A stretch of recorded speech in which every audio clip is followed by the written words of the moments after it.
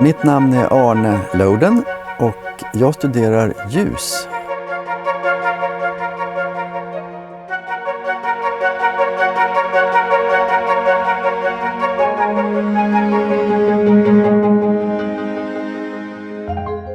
Ljus är mycket intressant. Vi är väldigt beroende av ljus för att vi ska fungera bra.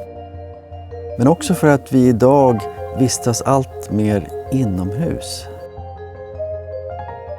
Dessutom så förtätar vi stadsmiljöer så att vi stänger ute dagsljus allt mer i våra vistelsemiljöer.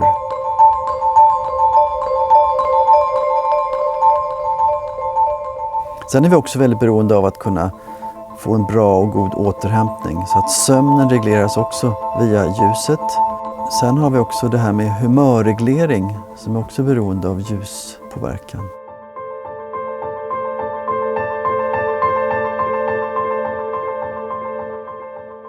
Vi har ju speciella ljusreceptorer i ögonbotten, i retina, som bara har som uppgift att signalera till hjärnan om ljus-mörkerförhållanden. Det här är alltså inte stavar och tappar som reglerar vårt dagliga seende, utan de här receptorerna signalerar till olika hjärncentra. Det ger helt enkelt information till hjärnan om tid på dygnet. Om vi får en ljusbrist så betyder det att på morgnarna till exempel så får vi en kvardröjande hög halt av melatonin. Det är ju ett hormon som är viktigt. Det kallas för ett mörkerhormon också. Så det utsöndras när det är mörkt.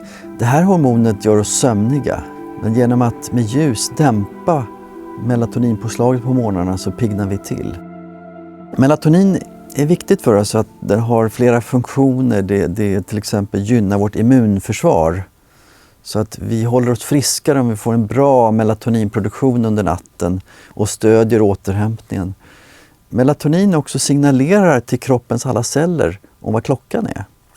Så att celler ska kunna förstå hur de ska arbeta. Till exempel lever, njure, hjärtverksamhet och muskelarbete. Alla de här så att säga, kroppsliga organen behöver få information om dygnväxlingen. Höstperioden, alltså redan i september, så minskar dagsljusexponeringen drastiskt jämfört med vår och sommar. Så att höst och vinter, där är vi lite utsatta på våra breddgrader.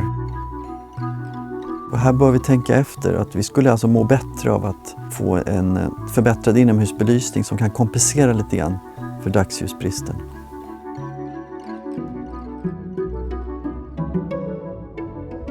Man kan säga att dagsljus innehåller alla färger.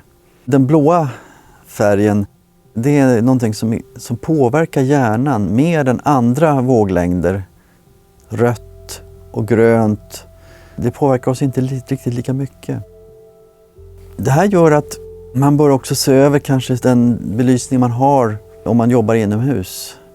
Vi är vana här i Norden att befrämja väldigt mycket gult ljus. Och ett gult ljus är mindre aktiverande, gör oss mindre pigga. Det har en sämre förmåga att reglera vår dygnsrytm. Och i en tid då vi vistas allt mer inomhus så finns det alltså en ökad risk att vi får mer problem. Så att vad man gör idag är att man försöker införa till exempel dagsljusliknande belysning. Och där finns det väldigt mycket vi har kvar att göra och utveckla. Vi behöver alltså se mer av fiffiga ljuslösningar där vi tycker att det är både bekvämt att arbeta men också där ljuset ger den här stimulansen som vi behöver.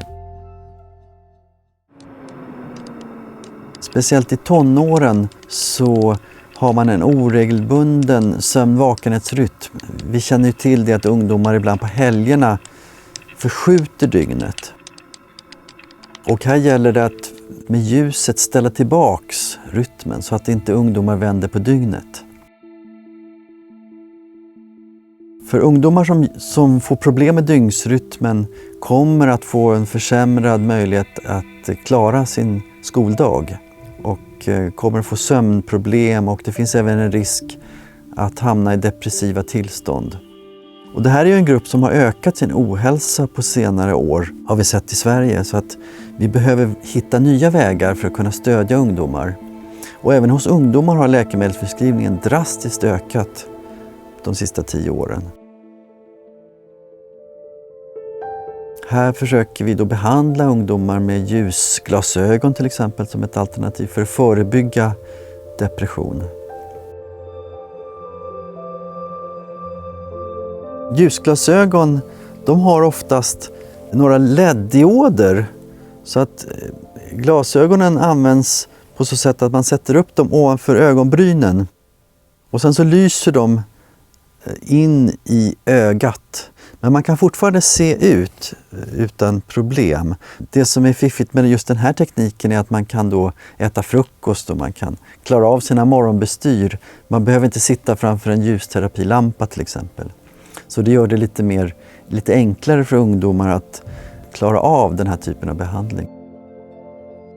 Min forskning lite grann passar in på flera av målen, men framförallt så är ju det här målet om att vi ska ha en bibehållen hälsa och välbefinnande.